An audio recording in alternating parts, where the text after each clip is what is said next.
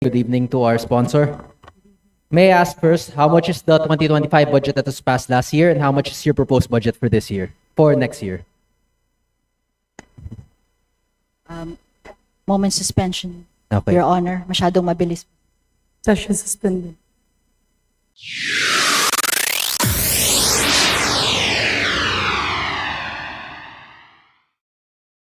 Speaker, Your Honor, if you are asking for the budget for 2026, it's 2,714,679. Your Honor. Okay. So 2,714 million, am I correct? Yes, Your Honor. That is, how much of an increase is that relative to the 2025 budget that was passed? That is 20% less, Your Honor. 20% less.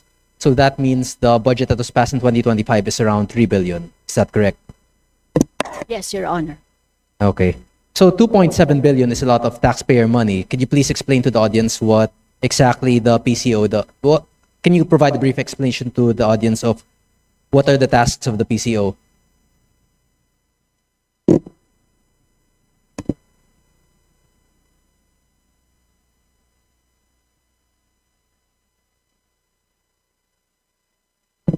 Your Honor, the PCO is the President's arm in promoting transparency and accountability in his policies, as well as, they serve as the window to show his most important future plans. They ensure that all regions in the country have access to commercial media, and they provide the vital information for all the help the public can get for the government's policy. So is it purely for domestic or also for international purposes? For both, Your Honor. For both. Okay. And as you previously mentioned in one of the previous interpellators, there is a need for the budget due to ASEAN. What exactly will you be doing there? We are gunning for a seat, a non-permanent seat, because a UN Security Council seat, we could gain substantial influence by participating directly in decision-making in pressing global issues. We can the country can have a platform to advance its foreign policy objectives and promote our national interests within the global security framework, which is very, very important for the issues we face now, Your Honor. So the purpose of it is for the UN Security Council seat. Will it be done through ASEAN? No, magkaiba yun, Your Honor. Of course, we will use the ASEAN, of course, to put us in a good light, in a way, to justify. Of course, if we are put in a good light, it is in a form of like a public relations, so we can showcase to the world why we should be nominated and elected for a seat in the UN Council, Your Honor. So the ASEAN is the necessary initial step in our country's publicity on the international stage, which would lead to a higher chance of getting the UN Security Council seat. No, we have already initiated, affirmed our hosting, our schedule. We are really scheduled to host for the ASEAN for 2026, Your Honor. And on what basis are you stating that hosting the ASEAN would increase our chances of getting a UN Security Council seat? Sorry, Your Honor, can you repeat your question? On what basis are you assuming that hosting the ASEAN and providing a successful event for the ASEAN will increase our chances of getting a UN Security Council seat? There's no assurance, complete assurance, Your Honor, if that is what you're asking. The ASEAN next year is a different one than for our bid for the UN Security Council seat. We are just putting our country in a good light, of course. Hindi naman po maganda na hindi rin po tayo being the host of the ASEAN in May hindi rin po maganda na hindi naman po natin ilalagay ang sariling atin in the best possible light po, Your Honor. Okay, but my question still remains, is the budget for the ASEAN or for the purpose of securing a UN Security Council seat? Your Honor, it's mostly ASEAN po.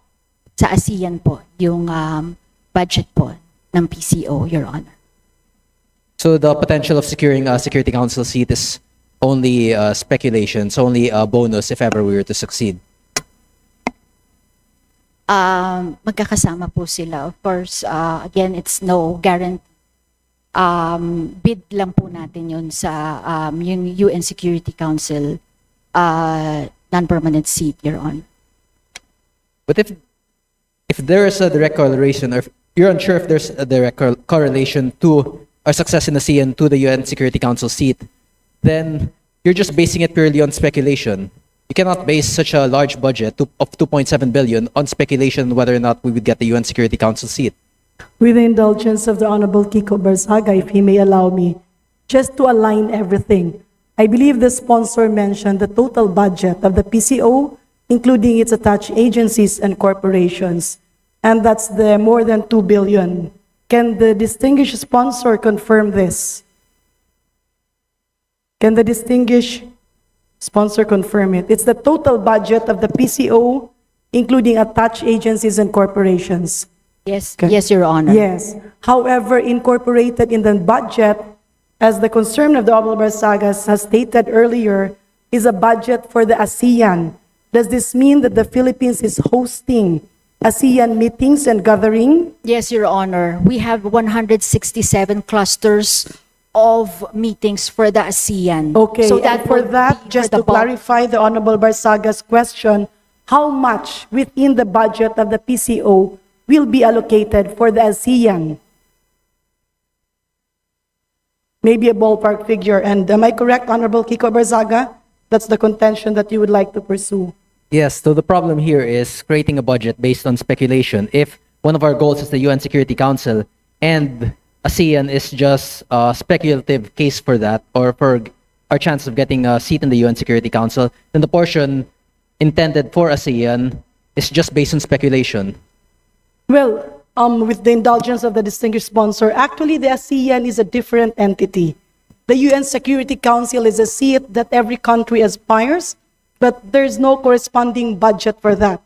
The ASEAN is a platform where all governments can talk to each other, lobby with each other, and put forward the interests of our country above our neighboring ASEAN countries.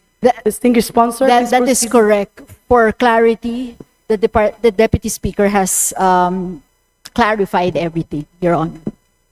Okay, so it is completely separate that our purposes for hosting the ASEAN is not directly connected to our desire for a UN Security Council seat. Am I correct? Can you repeat that again, Your Honor? Sorry. Our purposes and our budget allocation for the hosting of ASEAN is not directly connected to our desire for a UN Security Council seat. That is correct, Your Honor. Okay. That is a different occasion, Your Honor. It's a different. Okay. What percentage of the PCO proposed budget would be spent on ASEAN?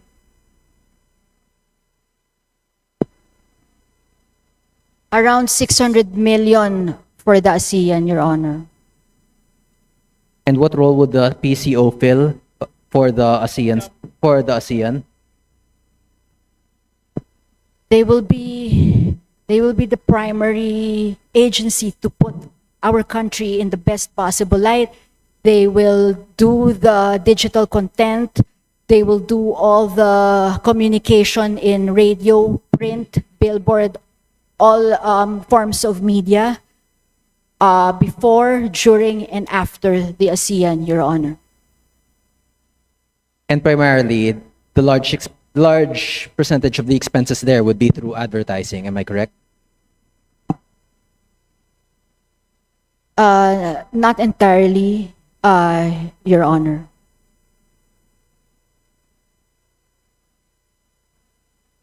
What percentage would be through allocated to advertising for the ASEAN? with due courtesy to the Honorable Barzaga, maybe the distinguished sponsor can explain that this budget encompasses all the trainings, meetings, the representations, as well as how our country will package, how PCO will package our country and position it Yeah. against our neighboring.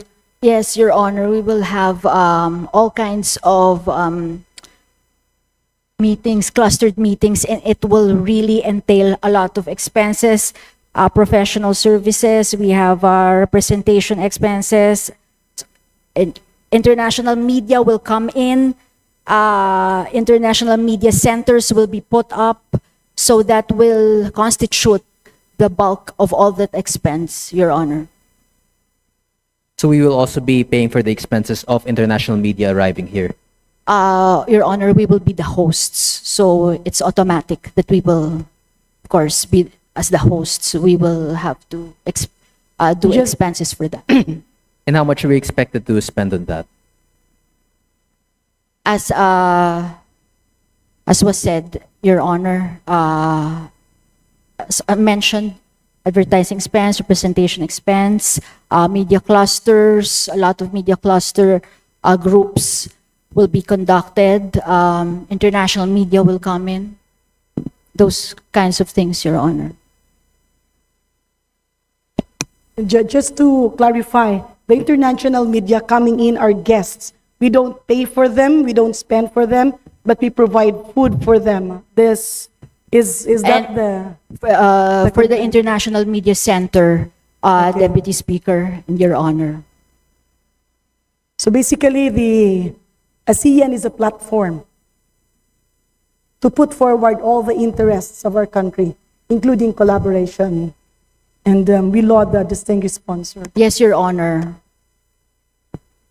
Yes, Your Honor. The Deputy Speaker has put some clarity in all that, Your Honor.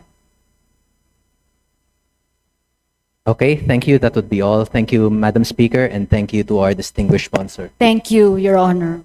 Thank you very much, Majority Leader. Madam Speaker, next to interpolate the sponsor.